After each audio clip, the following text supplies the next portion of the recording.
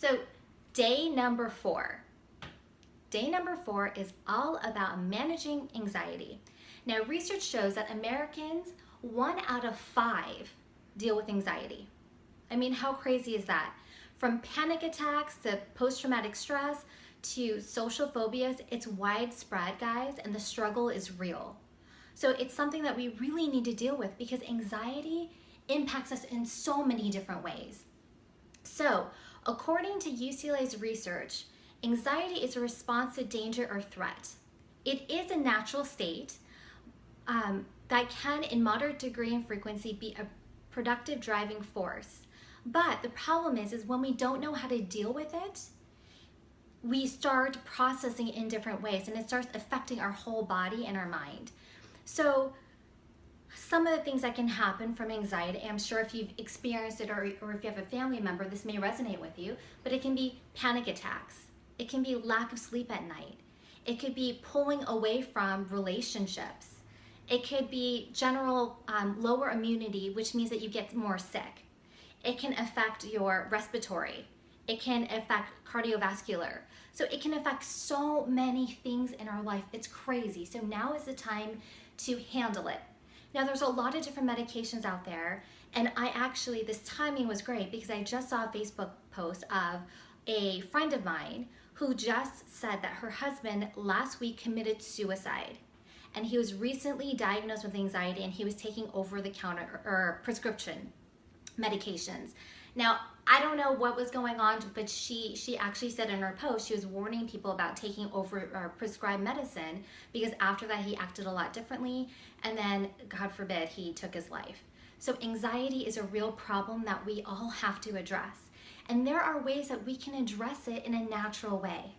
You know, I was on antidepressants a few years ago to deal with depression, and once I got off of that, my life lit up, and I haven't been on anything since then, and I have a life that I'm obsessed with.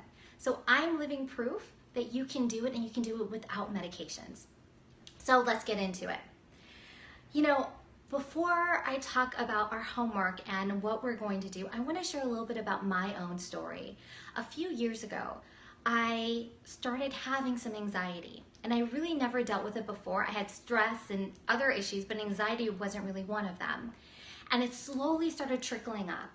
It was one of those things it was harder to sleep at night. It was hard to focus. I started pulling away from my relationships and my family, and I felt like I had to start faking it. I don't know if anyone's experienced that, but that's the worst feeling. When you're at work or with your family or in social occasions, you just have to fake it and put a smile on your face and pretend like everything's okay.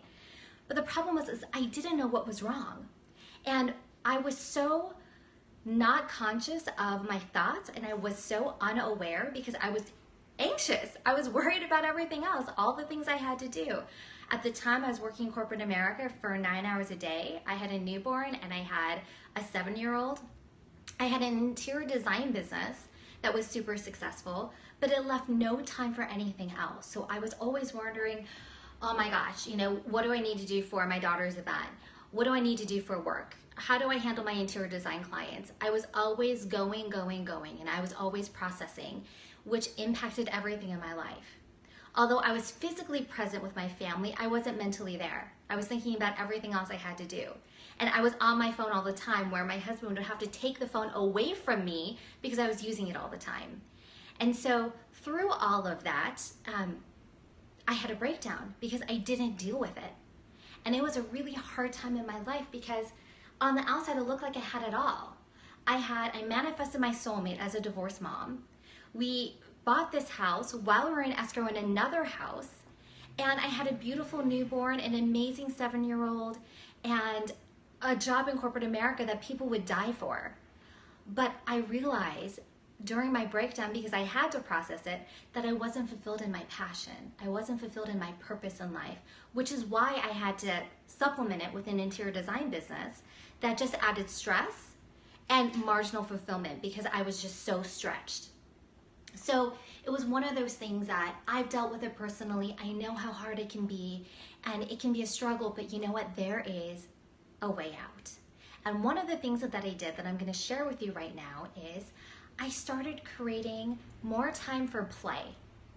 Now this may sound crazy, I could give so many different things on, aromatherapy and essential oils and all of those kind of things, but yesterday we talked about how to do a brain dump and how to process the information. Now I'm going to take a whole different approach to it and talk about joy and talk about having time for play. Now research has also showed regarding making time for play, it changes everything. It allows you to be more creative. It brings up imagination. It improves your relationships. It improves problem solving. So making time and creating time for play is so good for us. And studies have shown that back in the 50s, when people were growing up, they had so much more time for play, and now the kids do not have that time. They're not outside playing as much because they're inside watching TV or doing whatever. And now there are so many more cases of anxiety attacks with kids. There's cases of them having, the stress disorders. There's cases of them having, too much ADD going on. And they're saying that it's because they don't have enough time to play and be creative. Well, as adults, we need that as well. And sometimes when we have so much going on in life, the last thing that we do is think about ourselves and what we need and what would fulfill us. So now it's time to take that control back and make time for play, whatever that is for you. So I challenge you to go back into your childhood and really think about the things that you love to do. Was it drawing? Did you love to paint? Were you a big reader? Or did you love dancing? What were some of those things that you loved to do? And go ahead and incorporate that into your life. Or if you're a parent and you have kids, get lost in your kids for 5-10 minutes a day. They are so creative, and they could teach us so many things about having fun and having an imagination and being limitless, because that's how they are. They're limitless. And that's something we can really learn from them. So the first homework assignment is create time for play. Really go back and think about those things that you love to do before life got complicated. Was it having a glass of wine and reading a book? Was it going to the movies? Was it traveling? Whatever it is, get back into those emotions and see how you can incorporate that in a daily basis. Now, obviously you can't travel every day, but maybe what you can do is spend 5-10 minutes a day planning your next vacation, planning for that, reviewing other places, looking up where you want to go next. If it's drawing, that's a super easy one, or reading, something that fills your soul and allows you time to play. Okay, so that's the first one. Number 2 is accept your anxiety. Now, these are 2 completely different approaches, and I love being able to help my clients come up with something that really works for them. So I'm all about having creative solutions that works for every single person. It's not a box solution because everybody is so different. So this one is accept your anxiety, and this is really important. There's so many times where we have those feelings and we know, oh no, the anxiety is coming, and we're so fearful of the fear of anxiety that we get even more anxious. Has that ever happened to you? It's happened to me all the time, especially when I was in that mode of having constant anxiety. I wouldn't be able to sleep at night. So as soon as night would fall, I would start getting anxious because I'm like, oh my gosh, is this going to be another sleepless night where I'm not going to be able to sleep at all, and then I have to get up and go to work and take care of my kids and do everything else. And the thing was I was so anxious about feeling the feelings of anxiety, it made it worse. So something that I started doing was I started feeling into the anxiety and accepting it, and knowing that as human beings, we are going to have anxiety in our life. It's a natural emotion. But what we can do is accept it and know that it's like an ocean. It's a wave that's going to come and go. And as we feel into it, we can start asking it, saying, what can I do from it? What are you trying to tell me? And this is such an important part of the process, because so many times we get scared of the feelings, and it just causes more overwhelm. So when you get into it and you accept it, you know that it's gonna go away. So once you start doing those 2 practices, 1, create time for play, and number 2, go ahead and accept that anxiety, it starts melting away and it starts going away, and you can start creating daily practices to manage it. So the next time it comes, it's not going to be this big giant mountain. It's going to get smaller and smaller as you take daily practices every day to do that. And as a bonus, when you start creating time for play, you start getting more innovative. You get more creative. You have more meaningful relationships because you have that fulfillment that you didn't have before.